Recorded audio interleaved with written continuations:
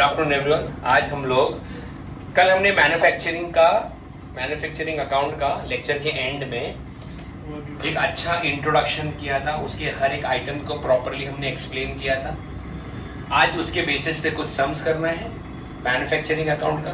2 sums ऐसे हैं जिसके अंदर सिर्फ मैन्युफैक्चरिंग अकाउंट बनाना है और एक सम ऐसा है जिसके अंदर manufacturing, trading, profit and loss, balance sheet everyone है, फुल फ्लेजेड सम। ओके, और एक मिसिंग फिगर का सम है। तो आपका ये पूरा chapter officially we will declare कि कंप्लीट हो गया। देन जैसे ये कंप्लीट होगा we will start with the next chapter. 15 minute भी बचा होगा ना तो मैं नया चैप्टर स्टार्ट करें, ठीक है? हाँ, वो भी कर लेंगे, ठीक है? One of the highest paid chartered accountant in the country, Vikram Pandit, 2 crores per month salary, chief financial officer of Citibank, you know Citibank, 2 crores per month। एक दिन उसको जॉब से निकाल दिए। तो यू माइट बी वंडरिंग कि ऐसे क्या गलती किया उसने। एक कंपनी का टेक ओवर करना था उनको, एक कंपनी परचेज करना था, वहां पे वो थोड़ा सा लेट हो गया, किसी और को वो डील मिल गई। एक ही गलती है ना। अरे 2 करोड़ उसको दे रहे, मतलब अच्छा खासा बंदा होगा ना, बेस्ट होगा ना अपने काम में। एक गलती एंड ही वाज आउट। तो प्रोफेशनल काम में प्रोफेशनल पैसे मिलते हैं और वक्त को भी प्रोफेशनली इस्तेमाल करना पड़ता है। अपन ऐसा होता है ना, प्रोक्रास्टिनेट करते हैं, अरे अभी 15 मिनट में अभी क्या है, अरे अभी बाद में करते ना। ये सब नहीं चलेगा ना आपके सीए जब बन जाएंगे उसके काम में, और ना ही सीए बनने के प्रोसेस में। ये नहीं चलेगा। You have to capitalize each and every resources you have। Okay, भाषण समाप्त हो गए, हम आगे बढ़ते हैं।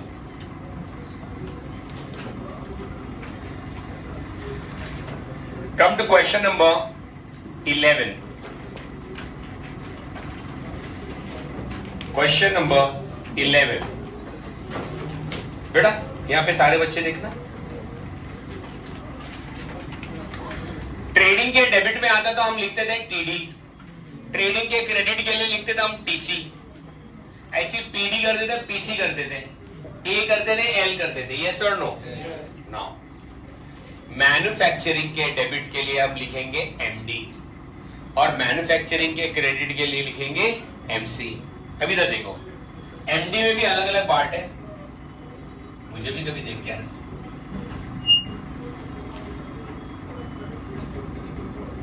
एमडी क्या लिखा मैंने, याद है आपको कुछ?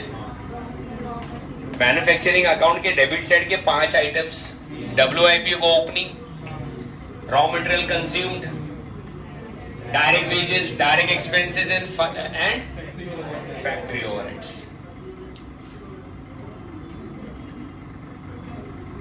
ठीक है? Then MD, DW, MD, DE, MD, FO। Yes or no?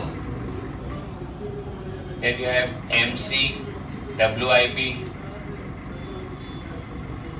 MC, SS, sale of scrap.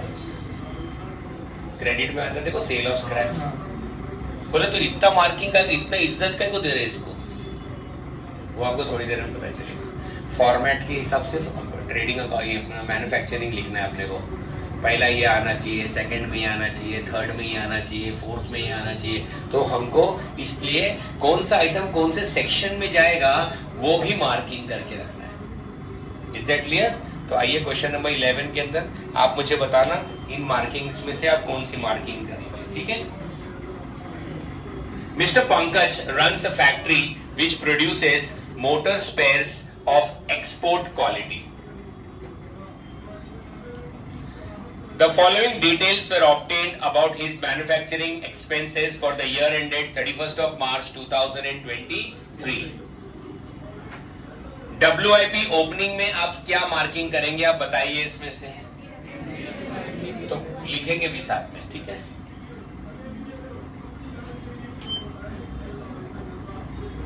Then closing के लिए MCWIP, रॉ मटेरियल। बेटा रॉ मटेरियल से रिलेटेड जितनी चीजें हैं ना, ओपनिंग, क्लोजिंग, परचेसेस, रिटर्न, सब के अंदर क्या आएगा, MDRM, ठीक है। देखो रॉ मटेरियल परचेस है, फिर रॉ मटेरियल का ओपनिंग है, क्लोजिंग है, रिटर्न है। अच्छा, इनडायरेक्ट मटेरियल दिख रहा है आपको, वहां पे लिखिए MDFO, मैन्युफैक्चरिंग डेबिट, और वो किस में आएगा, फैक्ट्री ओवरहेड्स में। याद है मैंने आपको एग्जांपल भी दिया था हल्दीराम का, that sugar if it is not entered in the main product it is indirect material, and if it is entering into the product it is direct material. Okay, then we have wages direct. wages direct में क्या करेंगे बेटा, MDDW. wages indirect के लिए MDFO, संभाल के जाओ।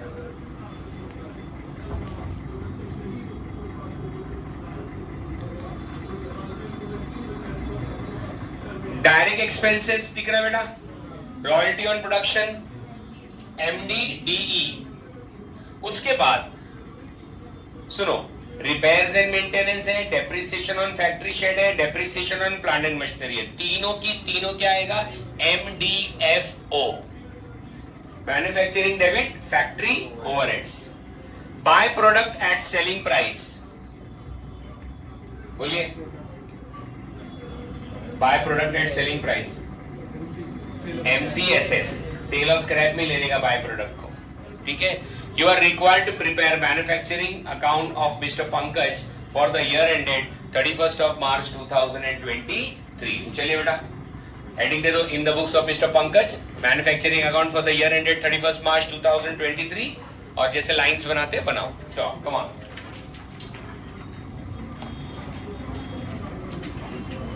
देखो आपके बुक में बेटा लाइंस दिया हुआ है क्या बनाने का, ब्लैंक लाइंस दिया है क्या,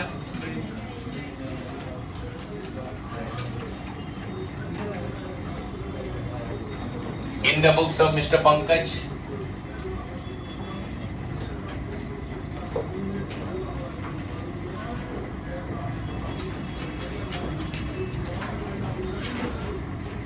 Manufacturing account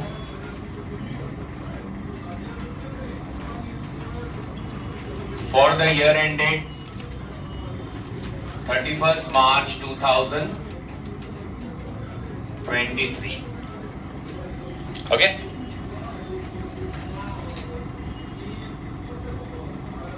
चल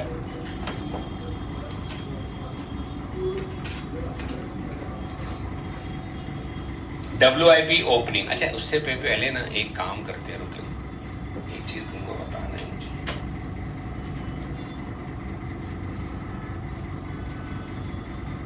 कम टू पेज नंबर 147।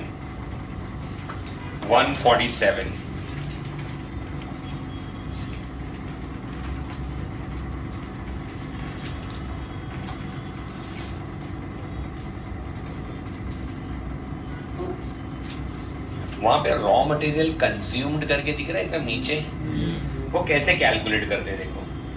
सबसे पहले क्या लेना है, अच्छा इसको छोड़ो, मेरे को सवाल का जवाब दो। जब हमने ईयर स्टार्ट किया ना, तो हमारे पास 10,000 रुपीज का रॉ मटेरियल ऑलरेडी था साल के पहले दिन, कहने से ये ओपनिंग स्टॉक है, ठीक है।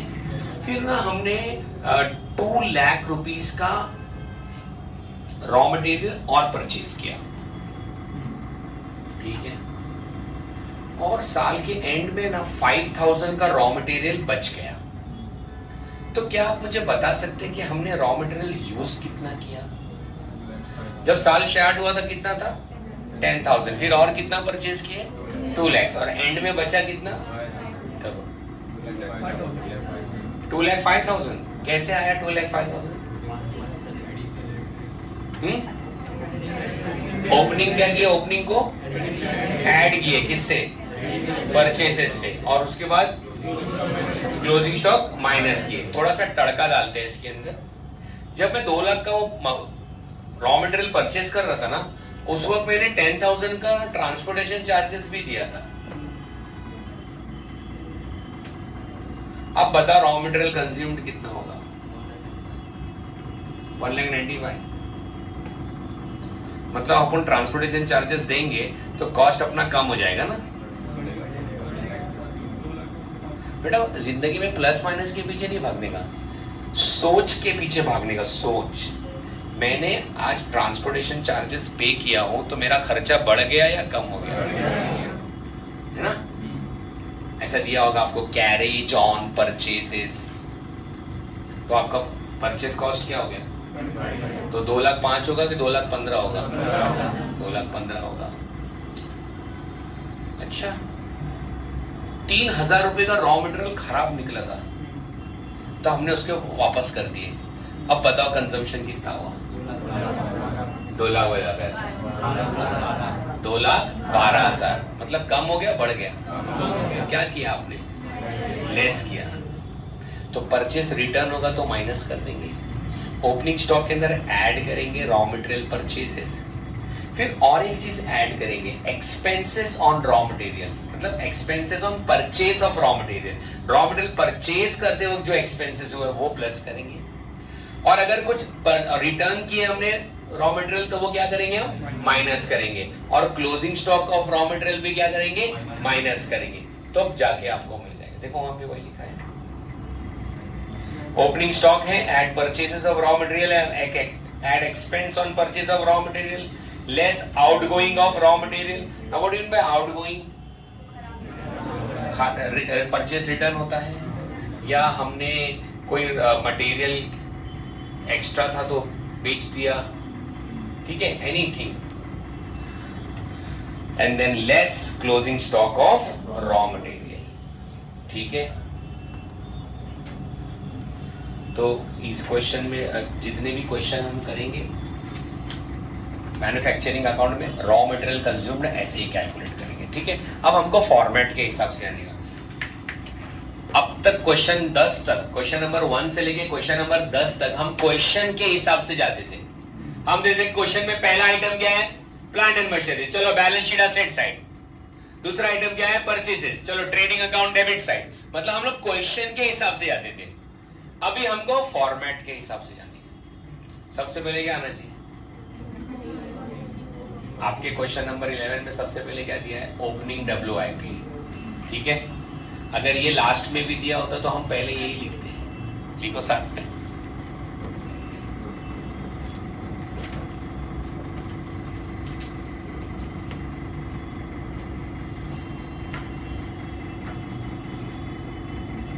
तो ओपनिंग WIP हाउ मच? बच्चों की आवाज, कोई बात नहीं, 3,90,000। क्या डायरेक्ट क्लोजिंग लिख दूं अब? नहीं। अब यहां पे बेटा एक में हेडिंग डालेंगे, to raw material,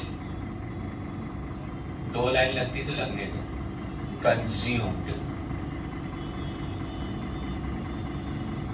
underline, raw material consumed, underline. चलिए बताइए सबसे पहले क्या लेंगे हम? क्या ओपनिंग रॉ मटेरियल दिया हुआ है? लिखिए,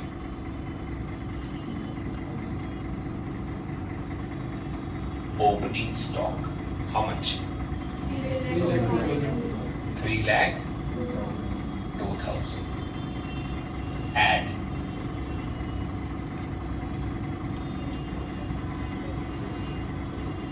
purchases,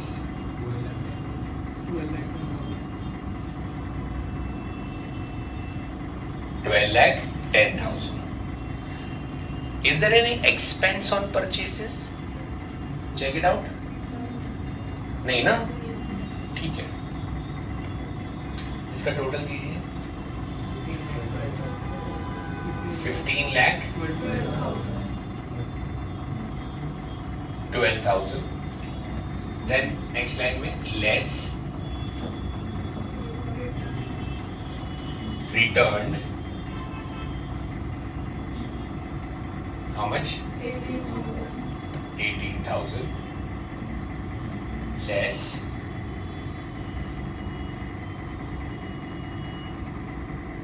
closing 3,10,000. चल बेटा 15,12,000 में से 2 माइनस करो.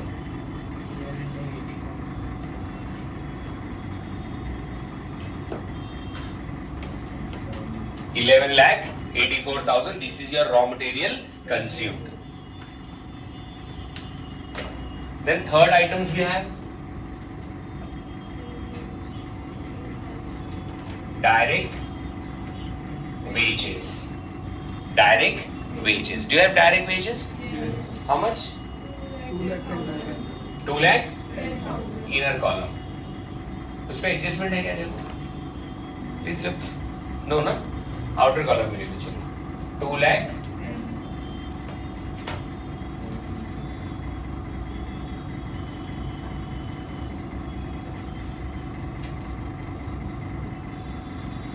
ओके.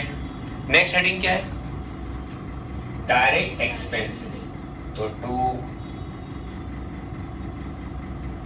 Direct expenses underline. एक डायरेक्ट एक्सपेंसेस किस चीज का है वो बताया उसने, रॉयल्टी और प्रोडक्शन. तो right on your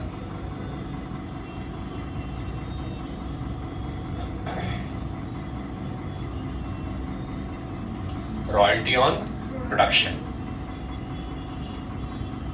1,30,000.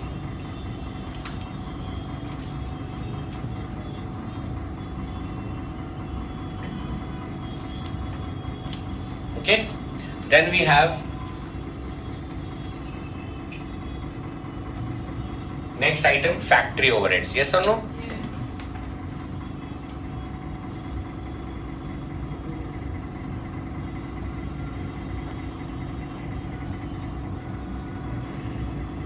Factory overheads underline. चलो बेटा एक एक करके फैक्ट्री ओवरहेड्स बताइए. इनडायरेक्ट वेजेस से भी पहले इनडायरेक्ट मटेरियल है. ठीक है, write down. Indirect material 48,000.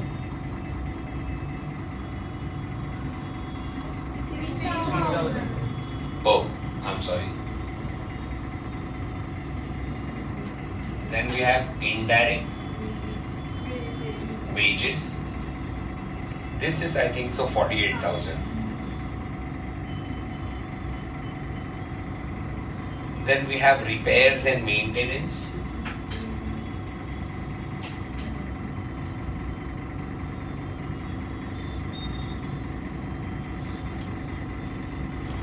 $2,30,000.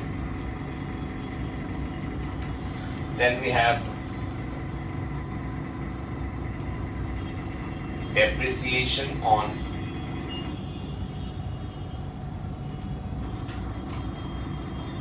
Factory shade.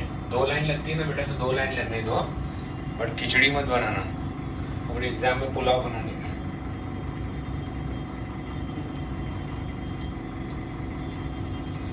Then depreciation on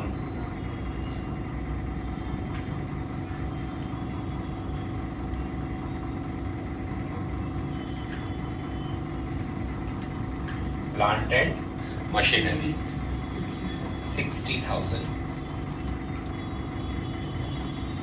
कहने से डेबिट की सारी चीजें हो गई. टोटल करो उसका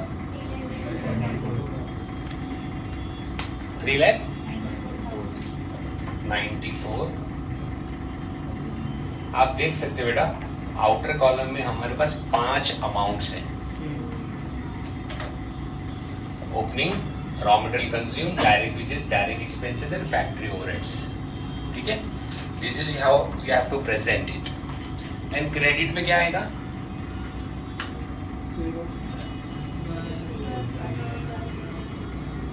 bye closing work in progress. How much? 5,07,000. Then we have buy, sale of buy product, by sale of buy product,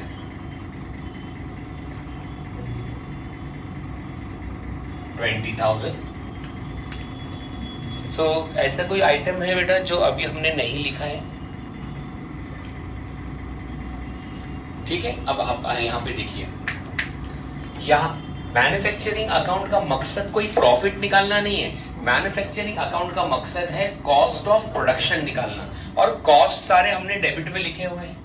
इस सबका टोटल करेंगे. चलो करो, टोटल करो.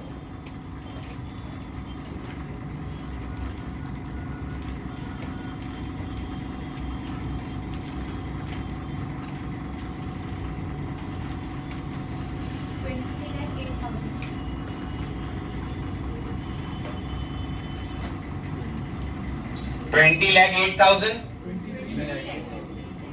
23 लाख. फरा अच्छा बताओ, 3 मंथ में तो नहीं बोली थी. चलो 23,08,000, उसमें से आप माइनस कीजिए तो आपको मिलेगा 17 लाख. इधर देखो, इसको हम कहां ट्रांसफर करते हैं? सारे बच्चे इधर देखो, बाय ट्रेडिंग अकाउंट कहां ट्रांसफर करते हैं? और ब्रैकेट में लिखते हैं कॉस्ट ऑफ प्रोडक्शन और goods manufacture. Is that clear? कितना बोले? 17 lakhs. This is your amount which will transfer to the trading account debit side.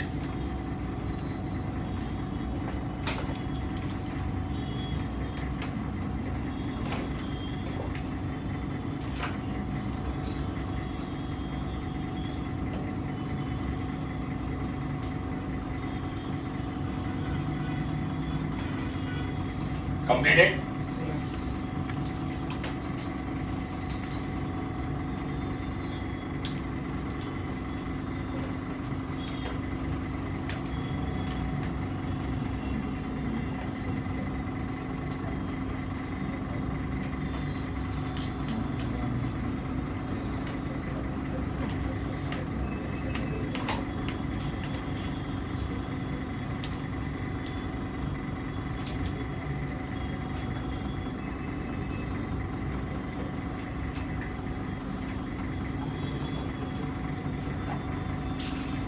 Come to question number 12. कौन बेटा speed it up. Question number 12 पे आ जाइए. आज कौन कौन एब्सेंट है? देखो, अब्दुल्ला एब्सेंट है, साहिल एब्सेंट है, गर्ल्स में सना एब्सेंट है, और वो आयशा तो गाँव गई है, और शिखा ईद के बाद आएगी. ठीक है.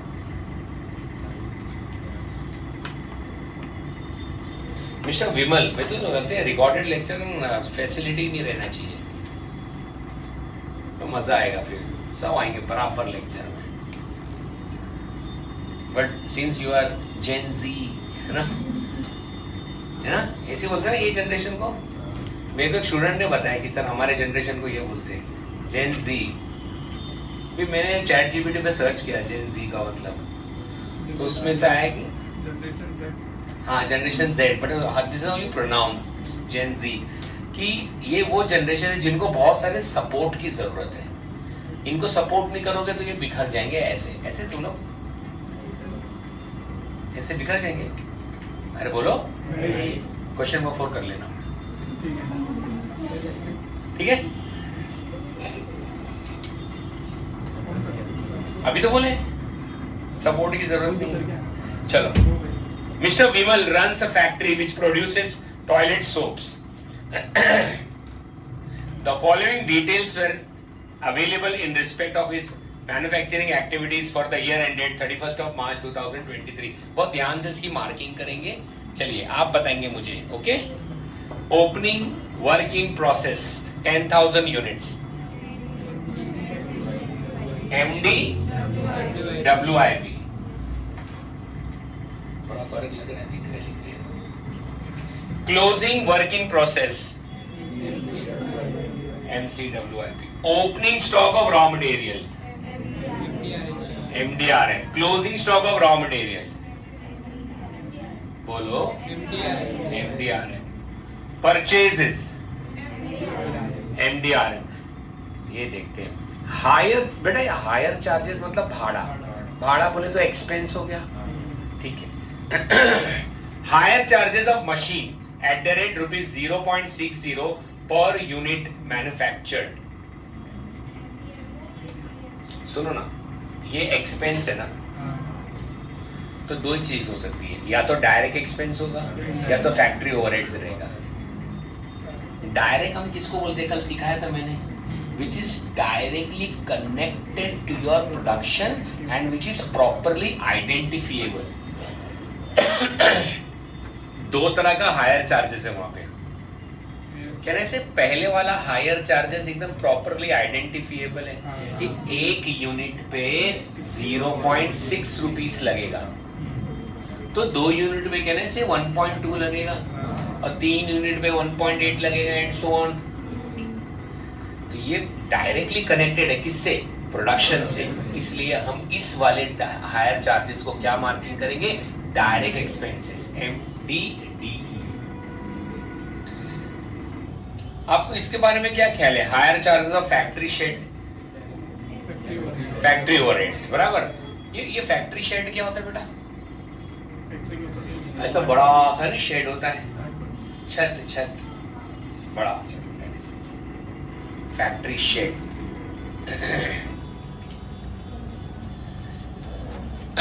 एक होता है रेलवे साइडिंग। फैक्ट्री शेड आया ना तो मेरे को रेलवे साइडिंग याद आ गया, तो मैं बता रहा हूं। विक्रोली स्टेशन से जब ट्रेन छूटती है ना और घाटकोपर जाती है, तो विक्रोली और घाटकोपर के बीच में गोदरेज फैक्ट्री है। अभी तो पूरा गोदरेज का फैक्ट्री का सेटअप गोवा में शिफ्ट हो गया, लेकिन जब वो फैक्ट्री वर्किंग, अभी तो वहां पे सब वो रियल एस्टेट बन रहा है। जब वो फैक्ट्री वर्किंग में थी ना, तो उनका बहुत सारा रॉ मटेरियल ट्रेन से आता था। तो उन्होंने क्या किया था यासीन, कुछ इंपॉर्टेंट बात है, तो वो रेलवे ट्रैक है ना, ऐसे कट होके ना एक रेलवे ट्रैक ना उनके फैक्ट्री के पास भी जाती थी। बात समझ रहे? वो सब खर्चा भी ये गोदरेज उठाएगा वहां से, उसका आगे तक। That is only railway siding. तो इतना सादा सिग्निफिकेंट उनका अमाउंट ऑफ गुड्स होता था कि बोले अभी अलग से वहां से सारे गुड्स यहाँ से उठा के वहां ले जाके एक काम करो, ट्रैक ही बना दो वहां तक के लिए। तो ऐसे बड़ी बड़ी कंपनीज होती है जिनके जो फैक्ट्रीज होती है ना वो रेलवे लाइन के नजदीक होती है और बहुत सारे रॉ मटेरियल को अनलोड करना होता है, तो इसलिए रेलवे साइडिंग बना के रखते हैं। Those are also your asset, right? Which is used in manufacturing. Okay? अब वो रेलवे साइडिंग का जो भी डेप्रिसिएशन होगा, रेलवे साइडिंग का जो भी खर्च होगा, those are all factory overheads. Okay? मुझे जी याद आ गया तो मैं बता दिया आपको। तो ये फिर higher charges of factory shade is your factory overhead, MDFO। Direct wages contracted at the rate 0.8 per unit manufactured and 0.4 per unit of closing WIP। वो हम लोग कैलकुलेट करेंगे, कैलकुलेशन के लिए रेट्स दिया हुआ। खाली मुझे बताओ इसको मार्किंग क्या करेंगे, MDDW। Repairs and maintenance MDFO, factory overhead से ये। यूनिट प्रोड्यूस कितना हुआ बेटा, 5 lakh units. You are required to prepare manufacturing account of Mr. Vimal for the year ended 31st March 2023. चलो make a line, speed it up. ये मुझे वापस ना लिखना पड़े इसलिए मैंने मिटाया नहीं। ओके, आपको भी ऐसी फैसिलिटी चाहिए तो फटाफट एग्जाम पास कर लो, क्वालिफाई हो जाए, टीचर बन जाओ, वो बार बार नहीं लिखना पड़ेगा। Okay let's start. तो सबसे पहले बेटा क्या आएगा, ओपनिंग WIP। चलो अभी रांगोली खत्म, एक ही पेन से लिखूंगा, मुझे समझ गया ना कैसे क्या करते हैं। चलो ओपनिंग WIP ब्रैकेट में आप लिख दीजिए, इंफॉर्मेशन के तौर पे दिया हुआ है 10,000 units.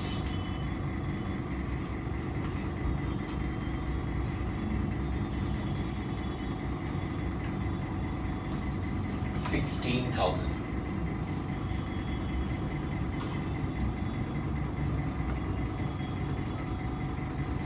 Then we have raw material consumed. To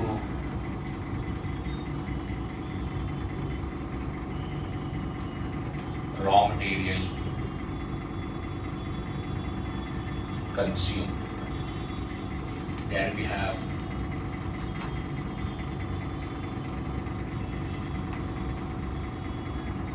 opening stock of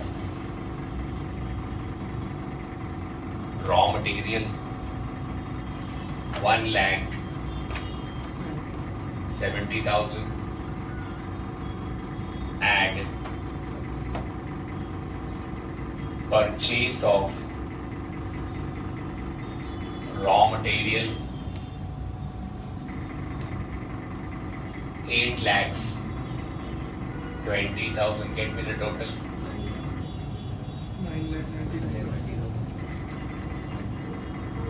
9,90,000 less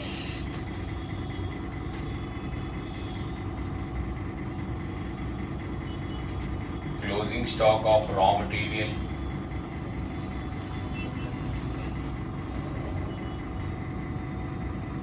1,90,000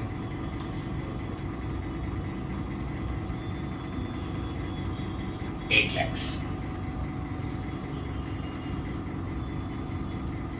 ठीक है। Then we have 2 direct wages, underline।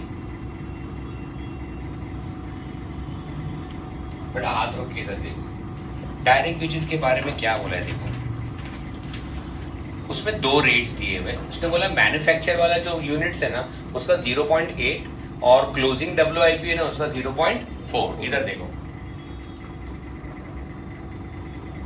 5 lakh units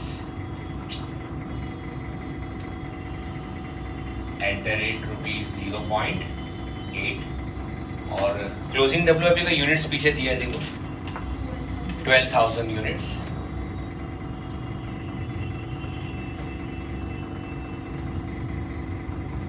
at the rate ₹0.4। इसका कितना मोटा है 4 lakhs और इसका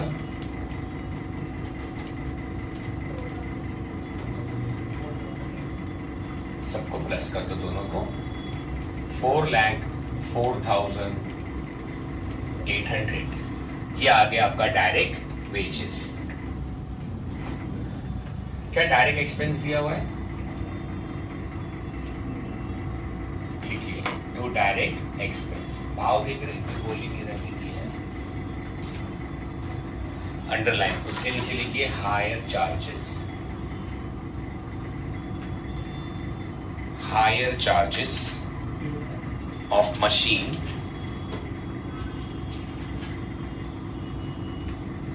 नीचे ब्रैकेट में हम लिखेंगे क्या लिखा है बेटा देखो 0.6 पर यूनिट मैन्युफैक्चर्ड। तो मैन्युफैक्चर्ड यूनिट्स कितनी है बेटा 5 लाख यूनिट्स इंटू ₹0.6 तो यहां पे 3 लाख रुपीज आएगा if I am not wrong. ठीक है।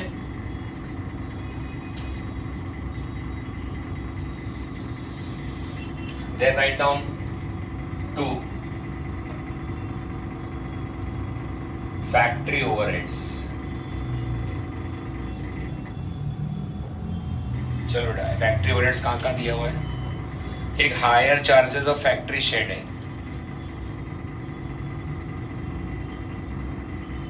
higher charges of factory shed. How much? 2,20,000. Then we have repairs and maintenance.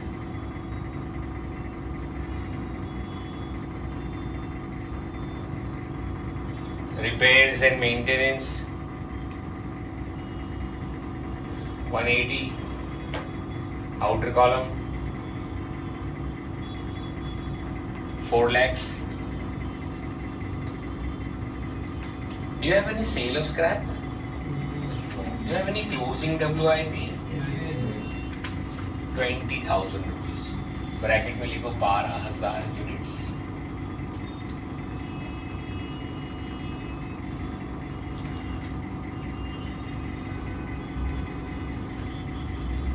चलो, आई वांट कितना अमाउंट ट्रेडिंग में जाएगा. कम ऑन, डेबिट का टोटल चाहिए.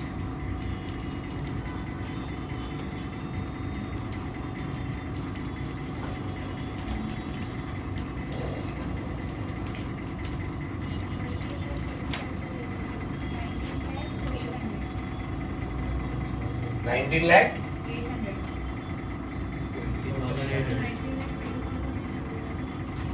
19,20,000. 20,000 खा गई बेटा. आप बैठे बैठे देखो कहाँ गड़बड़ हो गई. 19,20,800. उसमें से माइनस करो 20,000.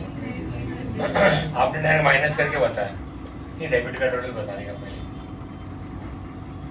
19,800. ये आपका वो अमाउंट है जो आप कहाँ ट्रांसफर करेंगे. Trading account debit side.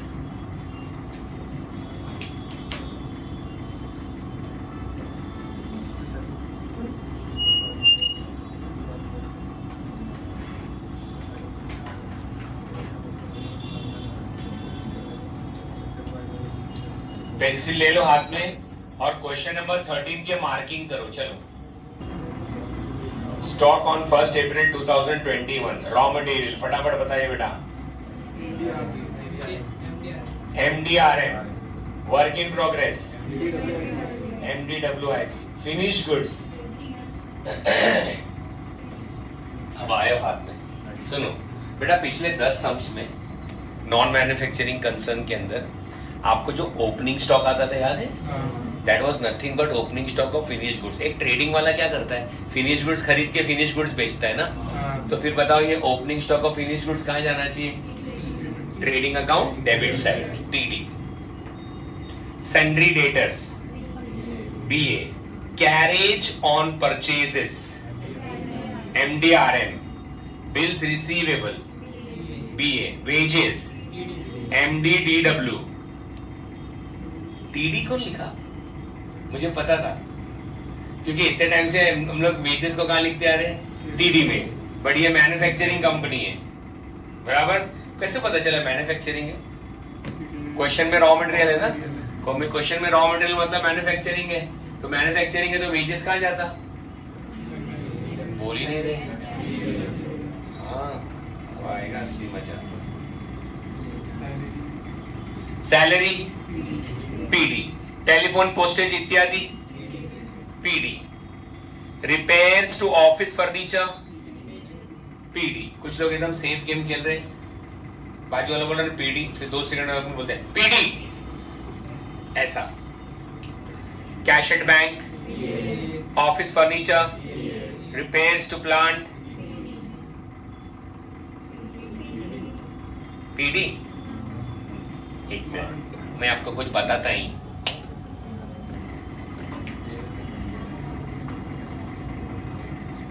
कुछ आइटम्स ऐसे हैं जो पहले मैन्युफैक्चरिंग में P&L में रहते थे बट अब कहां रहेंगे. जैसे ये रिपेयर्स टू प्लांट पहले आता था ना. रिपेयर्स टू प्लांट हो, बिल्डिंग हो, कुछ भी हो, सीधा उठा के हम P&L के डेबिट में डालते थे. बट अभी अपने पास अलग से मैन्युफैक्चरिंग अकाउंट है ना. तो सुनो मेरी बात भाई साहब, आप फैक्ट्री की जितनी भी चीजें हैं बेटा, ये पढ़ो समझा. प्लांट कहाँ पे होता है, फैक्ट्री में होता है. तो फिर repairs to plant factory overheads में आना चाहिए. हाँ, रिपेयर्स टू प्लांट PD में कब जाएगा, जब नॉन मैन्युफैक्चरिंग एंटिटी होगी। और एमडीएफओ में कब जाएगा? जब मैन्युफैक्चरिंग एंटिटी होगी। अच्छा एक मिनट ना, डेप्रिसिएशन का सेकंड इफेक्ट हम कहाँ देते थे? पीडी में देते थे। नाउ डेप्रिसिएशन में भी अभी दो हिस्से हो गए। अगर डेप्रिसिएशन ऐसे असेट्स पे है, लैंग्वेज सुनो यासीन, अगर डेप्रिसिएशन ऐसे असेट्स पे है जो असेट्स फैक्ट्री में यूज होता है, तो उसका डेप्रिसिएशन जाएगा मैन्युफैक्चरिंग में। जैसे depreciation on plant, depreciation on factory building, depreciation on factory shade, depreciation on railway siding, depreciation on patents, depreciation on patent, ये सब फैक्ट्री एसेट्स है। इसके डेप्रिसिएशन कहां जाएंगे? मैन्युफैक्चरिंग में। Depreciation on office furniture, PNL account. Depreciation on delivery van, delivery van मतलब goods बन चुके हैं अभी तक और बेच भी चुके हैं, खाली कस्टमर तक पहुंचाना है, पीएनएल अकाउंट डेबिट साइड। आप समझ रहे? नॉन फैक्ट्री एसेट्स होएगा डेप्रिसिएशन तो पीएनएल अकाउंट के डेबिट में, और फैक्ट्री एसेट्स का डेप्रिसिएशन होगा तो manufacturing. Repairs to office furniture हुआ तो पीडी, रिपेयर्स टू प्लांट आया तो एमडी। समझ रहे? ठीक है, धीरे धीरे नॉलेज बढ़ाना है, हद से गुजर जाना है। देखिए कैसे हद से गुजर रहे हैं। तो बेटा बताओ, repairs to plant MDFO, purchases PD, TD, TD क्या बात है? TD, TD. लेकिन वहां बोला नहीं ना कि परचेज काय का है।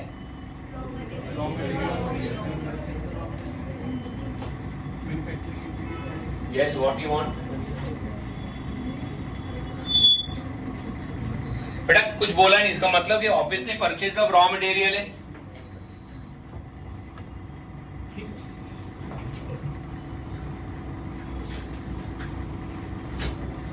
फ्रेम थोड़ा हिला दिया। प्लांट एंड मशीनरी बोलो बेटा, BA. Rent, oh wait wait wait बेटा वेट, हाँ बराबर कहा आपने। रेंट काहे का है? फैक्ट्री का रेंट है कि ऑफिस का रेंट है? जरा नीचे देखो, एडजस्टमेंट में कहीं लिखा हुआ तो नहीं है?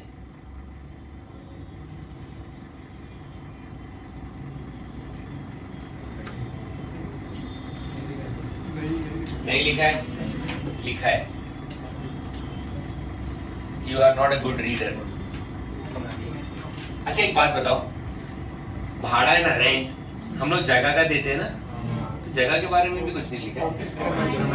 क्या लिखा? पढ़ो ना पूरा। Office premises occupy 1/4 of total area. तो जो मेरा टोटल एरिया है उसका खाली 1/4 25% जो है वो ऑफिस में, बाकी का क्या बच्चों के खेलने का गार्डन है? क्या है फिर? ऑब्वियसली फैक्ट्री होगा। तो फिर पता है इसका मार्किंग कैसे करेंगे? रेंट का मार्किंग कैसे करेंगे? Everyone on the board. MDFO oblique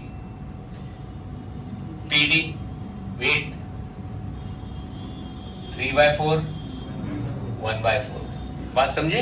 ये 1/4 है तो ये कितना हुआ? 3/4। अच्छा ये मैथमेटिक्स समझते हैं ना? 4 हिस्से में से एक हिस्सा इधर गया तो बचा कितने? 3 हिस्से इधर आएंगे तो बस तक 3/1 पर 3/4 1/4 का टेंशन हो गया। ओके, लाइटिंग के बारे में क्या कर रहे हैं? तो ऑफिस में भी लाइटिंग होती है, फैक्ट्री में भी लाइटिंग होती है, तो नीचे लाइटिंग का कुछ दिया है क्या? Lighting is to be charged as to 2/3 to factory and 1/3 to office। कहने से ऐसे ही मार्किंग होगा। बस क्या होगा यहाँ पे बेटा? 2/3 and 1/3। Is that clear?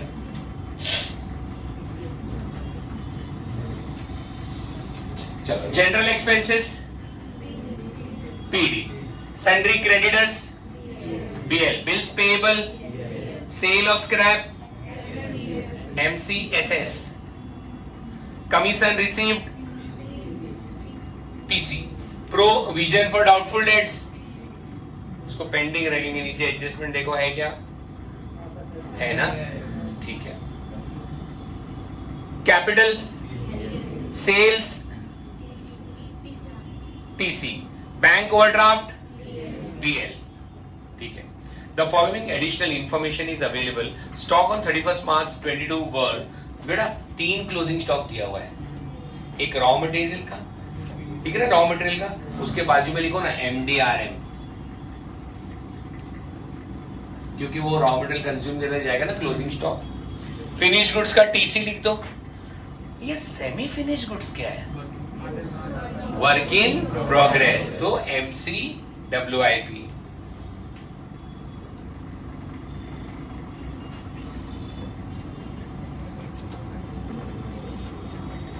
Salaries and wages unpaid for March 2022 were respectively 900 and 2000. तो सैलरी को स्टार करो, वेजेस को स्टार करो। Machinery should be depreciated by 10% and office furniture by 7.5%. तो फर्नीचर और प्लांट एंड मशीनरी को मार्क करो, star करो। Provision for doubtful debt is to be maintained at 1% of sales. बेटा क्या लगता है वो किसको मार्क करेंगे? प्रोविजन फॉर डाउटफुल डेट ना, सेल्स का 1% है, तो किसको मार्क करेंगे? सेल्स को भी मार्क करेंगे ना, पता था मुझे, गिराक की कमी नहीं। सेल्स का ये एडजस्टमेंट सेल्स पे है ही नहीं, खाली provision for doubtful date calculate करने के लिए हम सेल्स का अमाउंट कैलसी पे लेंगे। पहले हम लोगों को बोलता था कि डेटर्स पे कैलकुलेट करो, अभी किस पे कैलकुलेट करने बोला है? सेल्स पे। एक बार अमाउंट आ जाएगा ना, तो अमाउंट तो अल्टीमेटली डेटर्स में से ही माइनस होता है ना, तो डेटर्स को स्टार करो, सेल्स को नहीं। और वो प्रोविजन फॉर डाउटफुल डेट ऊपर दिया ना, उसको भी स्टार करो। ऑफिस प्रीमाइसेस ऑक्यूपाई, वो तो बासी खबर है, नीचे वाली भी बासी खबर है। चलो बेटा इधर सुनो मेरी बात। एक पूरे पेज का मैन्युफैक्चरिंग, अगले पेज पे जब आएंगे तो 7 to 8 लाइंस का या 10 लाइंस का ट्रेडिंग अकाउंट, 10 लाइंस के नीचे जितनी लाइंस बच जाएंगी ना, प्रॉफिट एंड लॉस अकाउंट, और अगले पेज पे हाफ अ पेज का balance sheet. Come on.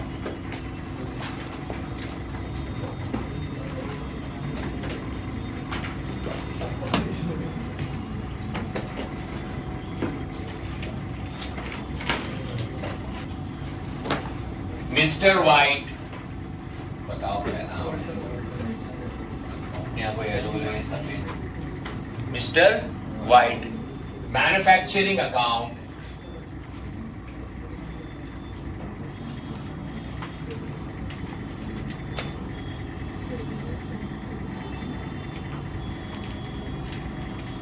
For the year ended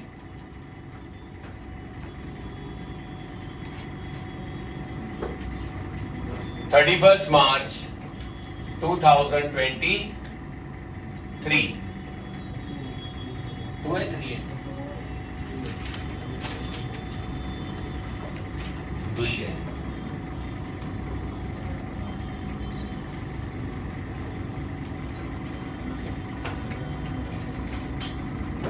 बेटा ये जो कल मैंने लेक्चर्स आपको पोस्ट किए थे ग्रुप में, विश्वराज सर का और रितेश सर का, वो आपके लेक्चर के साथ मैच कर रहा है जो यहाँ पे हुआ था? किसी ने देखा है लेक्चर?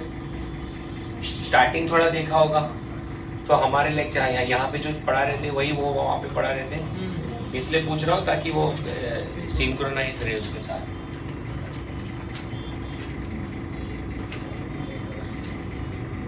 वो मैथ्स का लेक्चर ये वीक नहीं हुआ ना, ये मत सोचना कि मैथ्स का थोड़ा इशू है इसलिए नहीं हुआ। वो सर ना मुलुंड में पूरा फुल ऑक्यूपाइड है, तो इसलिए हम लोग का अकाउंट्स का लेक्चर थोड़ा ज्यादा रख दिया इधर।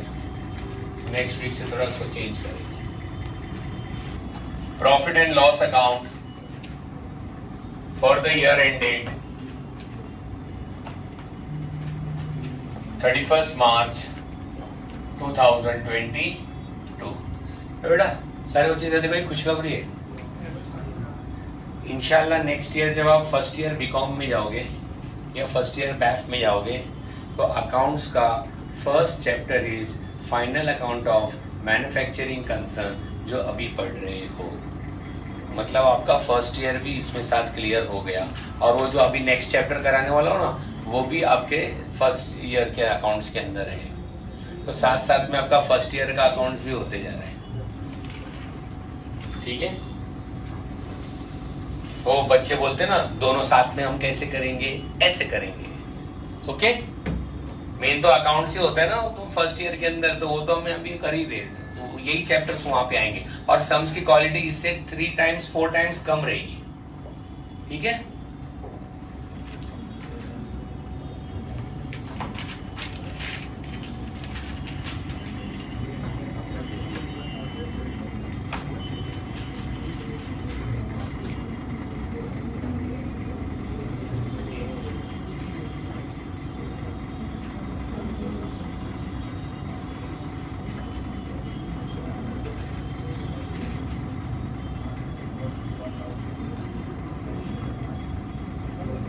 बेटा अभी कल आपका लेक्चर रहेगा एक, सुनो तो, कल आपका लेक्चर रहेगा 29 है ना कल, फिर 30 को संडे आ रहा है तो एक छुट्टी आपको मिल गई, फिर 31, 1, 2, 3 डायरेक्ट 4th को आना है आपको। Is that clear? क्योंकि 31 को भी ईद हो सकती थी, 1st को भी हो सकती थी, तो ऑन अ सेफर साइड हमने 3 तारीख तक रखा है, और 4th से आपके सुबह 7 बजे पहला लेक्चर रहेगा। ठीक है, 7 बजे से 1:30 बजे तक, या मे भी 2 बजे तक। ठीक है, फिर पूरा दिन आपको मिलेगा ना प्रिपरेशन के लिए। 1-2 दिन लगेगा रोलिंग करने के लिए, but then it will be manageable. खाली यूट्यूब और एड़े से शॉर्ट देखते नहीं बैठने का, फटाफट सो जाने का रात में।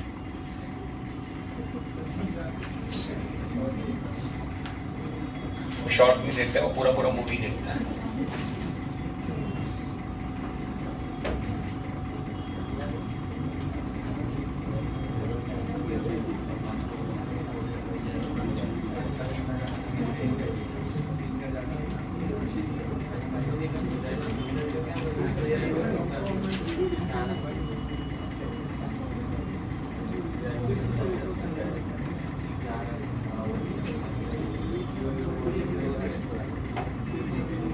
चलो,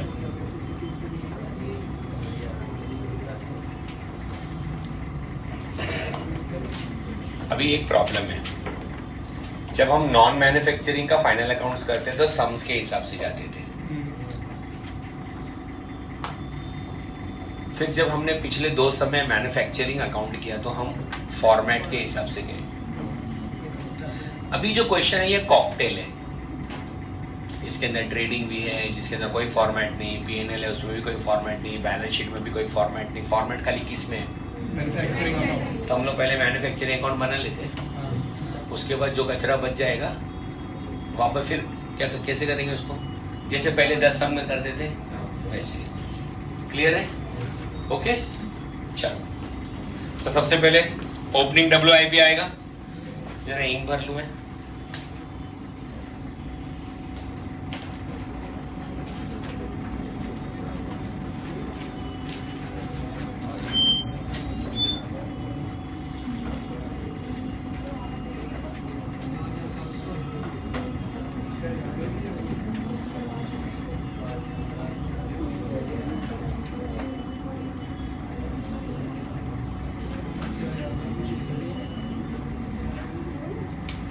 आज एक न्यूज आई, सीए फाइनल भी साल में 3 बार अटेम्प्ट हो गए।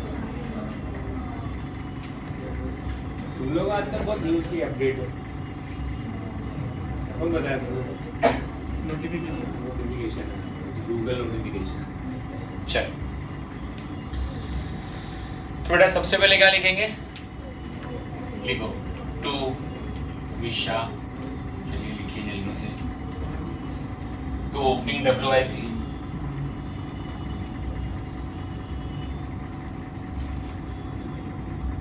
9,500,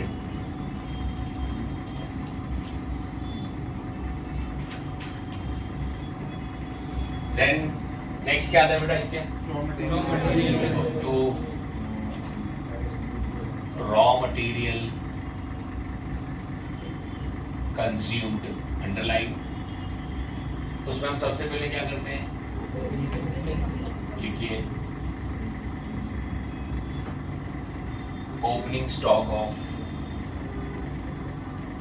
raw materials, which is inner column 21,000, add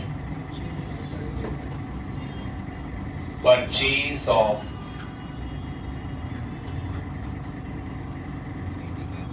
raw material,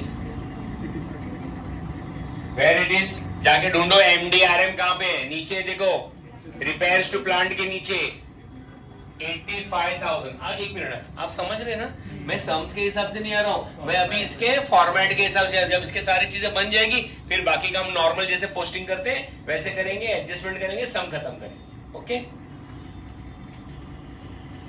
तो इट इज 85,000, टोटल करो 1 लाख लेस। बेटा क्लोजिंग कहां पे मिलेगा? ट्रायल बैलेंस की सीमाओं को तोड़ते हुए आप कहां जाएंगे? आप सोच रहे थे कि कभी सर आप एडजस्टमेंट में आप ऐसा मार्किंग करते नहीं, तो यहाँ पे एडजस्टमेंट में मार्किंग क्यों की हम लोग ने?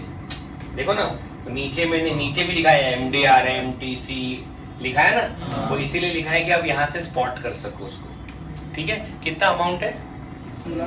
16,200। कम ऑन, माइनस करके कितना? 89,800। Then we have to direct wages, inner column 13,000। अब इसका एडजस्टमेंट जब एडजस्टमेंट करेंगे ना सबका साथ में तभी कर देंगे, फॉर्मेट में तो आ गया ना wages. Is there any DE? Check करो, MDDE डायरेक्ट एक्सपेंसेस नहीं है। There is also carriage on purchases. Okay,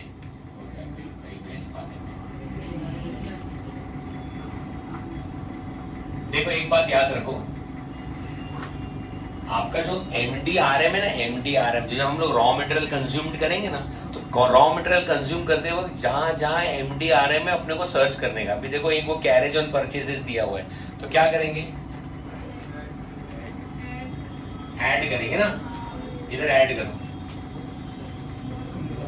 add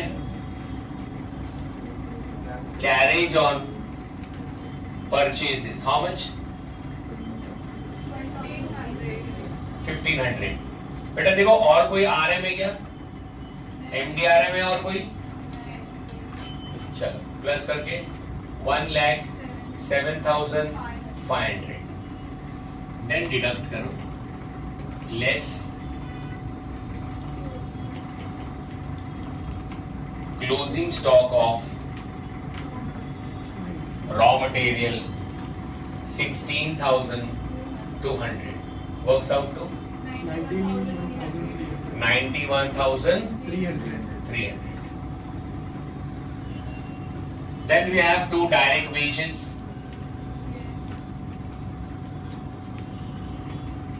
Inner column 13,000. Leave one line and dash. DE तो नहीं है ना? Then we FO है, FO लिखो 2 फैक्ट्री ओवरहेड्स।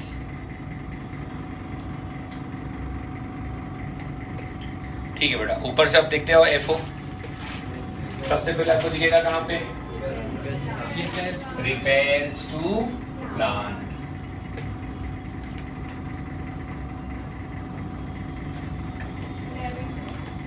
$1,100। देंगे फैक्ट्री रेंट। बोले सर उधर दिया थोड़ी फैक्ट्री रेंट, क्या फिर रोड पे बना रहे थे? रोड है तो फिर रेंट का है का?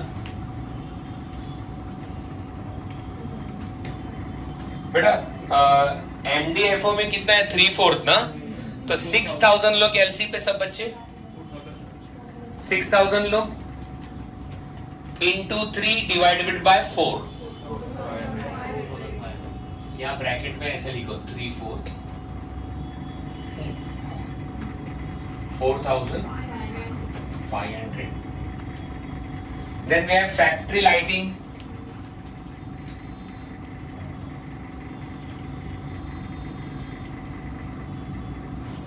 फैक्ट्री लाइटिंग ब्रैकेट में 2/3 लिखो. 1350 into 2 divided by 3, 900. क्या और कोई एफओ है? हो सकता है नीचे हो तो हम लोग इसको ऐसे ही छोड़ देंगे. एक चीज हो सकती है ना, डेप्रिसिएशन ऑन फैक्ट्री एसेट आया नीचे एडजस्टमेंट में तो लिखना पड़ेगी. टोटल मत करने का, खाली इसका टोटल करके बाहर लेने का जो रॉ मटेरियल कंज्यूम्ड है. बाकी सबका जब पूरा सम होएगा ना उसके बाद ही टोटल करने का. क्रेडिट में हम क्या लिखते हैं?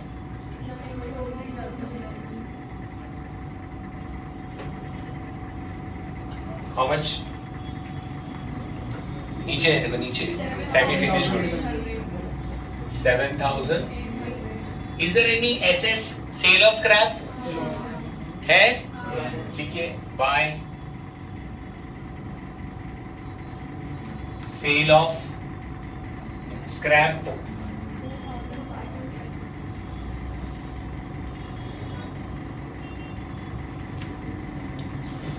ठीक है, अब हम ये सब की पोस्टिंग स्टार्ट करते हैं. कहां से? एकदम यहाँ फर्स्ट से. चलो, स्टॉक ऑन 1 अप्रैल कहने से ये वाला रॉ मटेरियल वाला लिख चुके, वर्क इन प्रोग्रेस भी लिख चुके. फिर क्या है? Finish goods. Finish good trading account debit side to opening stock of finish goods. Opening stock of finished goods 15,500. Sundry debtors assets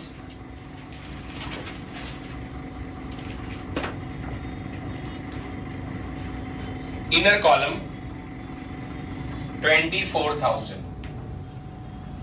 Leave one line and dash. Carriage and purchases हो चुका. Bills receivable asset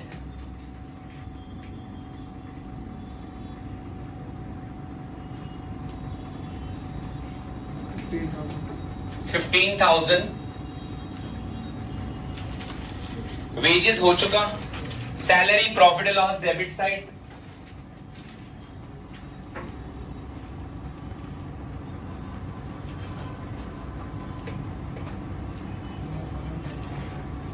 10,000. Okay, तो बंदूक लेके बैठे sir. जब से carriage and purchases का कांड हुआ ना तब से. अच्छी बात है. Then we have telephone postage etcetera. Profit and loss debit में telephone postage etc. 1,000. Repairs to office furniture, profit and loss debit to repairs to office furniture 350. Cash at bank asset cash at bank asset 17,000. Office furniture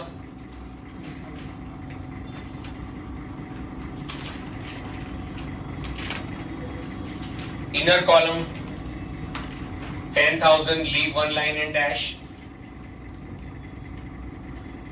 Repairs to plant हमने लिख चुके, purchases भी लिख चुके. Plant and machinery asset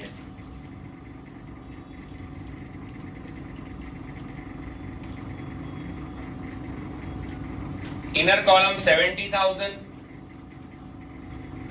Leave one line and dash. Rent और lighting है ना, उसका एक हिस्सा हम लिख चुके हैं, एक हिस्सा भी लिखना बाकी है. प्रॉफिट लॉस के डेबिट में लिखो टू ऑफिस रेंट ब्रैकेट में 1/4. कितना आ रहा है बेटा 1/4 उसका? 1,500. and then to office lighting, bracket 1/3. How much? 500. I don't think so. It's right answer. हाँ तो 1500 का 1/3 थोड़ी करना है, 1350 का 1350 का 1/3 करना है, 450. General expenses, profit and loss debit,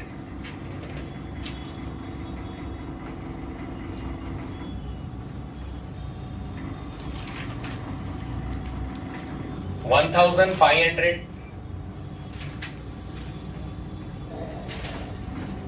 sundry creditors liability, बेटा कुछ 5-6 लाइन छोड़ के लिख दीजिए.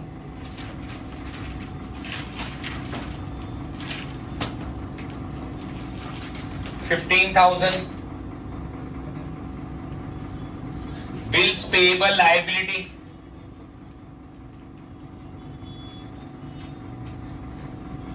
$7,500. Sales credit we have done. Then the commission received, P&L credit side, second line.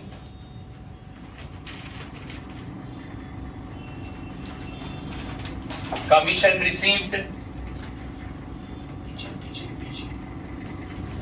450. मैं इंजर हूँ ना, सब रुक जाएगा, याद रखना. प्रोविजन फॉर बैड डेट हम थोड़ा देर बाद में लिखेंगे. Capital balance sheet liability side, inner column 1 lakh. Sales trading account credit side,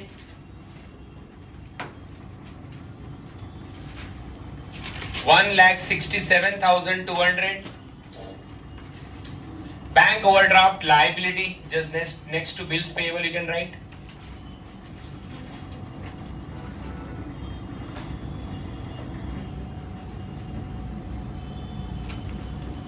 Bank overdraft 8,500. Okay, everyone. Now come to the first adjustment. Every one of you. Have you written posting? Everyone? रह तो नहीं गया कोई? बताओ, late आया और फिर scale गिराया. Raw material 16,000. बेटा रॉ मटेरियल का एक क्लोजिंग स्टॉक का इफेक्ट यहाँ हो चुका है, ठीक है, याद रखिए. फिनिश गुड्स का क्लोजिंग का लिखता हूं ट्रेडिंग अकाउंट क्रेडिट साइड, लिखो यहाँ पे. बाय क्लोजिंग स्टॉक ऑफ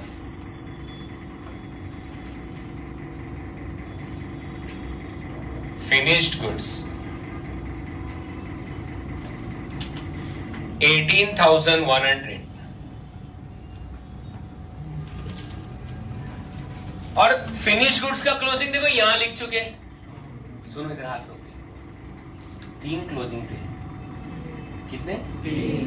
तीनों क्लोजिंग का फर्स्ट इफेक्ट हमने कर चुका. एडजस्टमेंट के 2 इफेक्ट रहते, राइट? तो देखो क्लोजिंग स्टॉक का फर्स्ट इफेक्ट, WIP का फर्स्ट इफेक्ट, फिनिश गुड्स का फर्स्ट इफेक्ट. क्लोजिंग स्टॉक के दूसरा इफेक्ट बैलेंस शीट के एसेट्स में आता है. तो बैलेंस शीट के एसेट्स पे ना बेटा आप ऐसे लिखिए, क्लोजिंग स्टॉक और उसको अंडरलाइन कीजिए और यहां लिखिए raw material 16,200, work in progress 7,800, finish goods 18,100. तीनों को टोटल करो 42,100. तो तीनों का क्लोजिंग स्टॉक बैलेंस शीट के एसेट्स में आएगा, ठीक है. क्लोजिंग स्टॉक कोई सा भी हो, है तो हमारा एसेट है, नेक्स्ट ईयर यूज करने वाले हैं.